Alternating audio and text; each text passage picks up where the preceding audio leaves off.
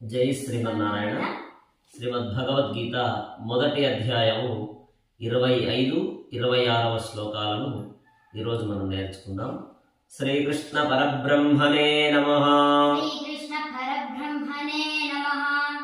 భీష్మద్రోణ ప్రముఖతః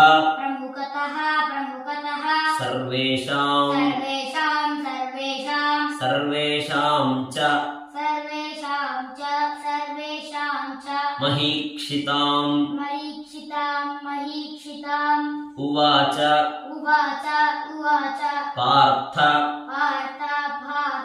పశ్యైతాన్ సమవేతాన్ కురూన్ ఇతి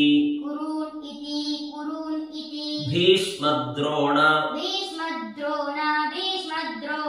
ప్రముఖతః సర్వేషాం చ మహీక్షితాం ఉవాచ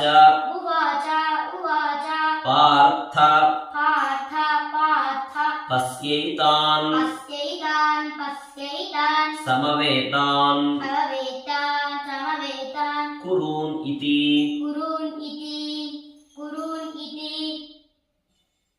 తత్రాపశ్యత్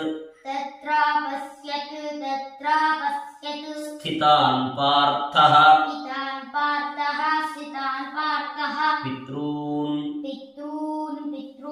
అథ పితామహాన్ అథ పితామహాన్ ఆచార్యాన్ మాతులాన్ భ్రాతॄన్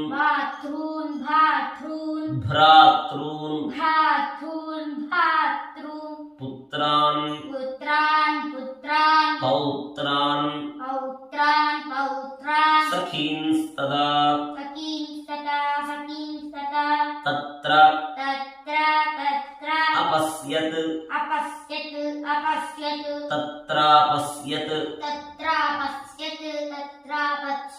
స్థితాన్ పార్థః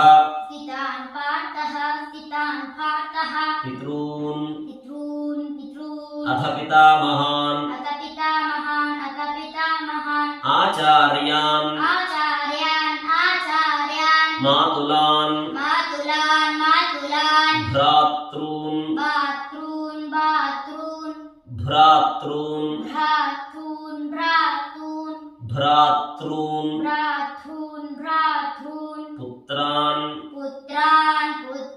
పుత్రాన్ పౌత్రాన్ సఖీంస్తథా.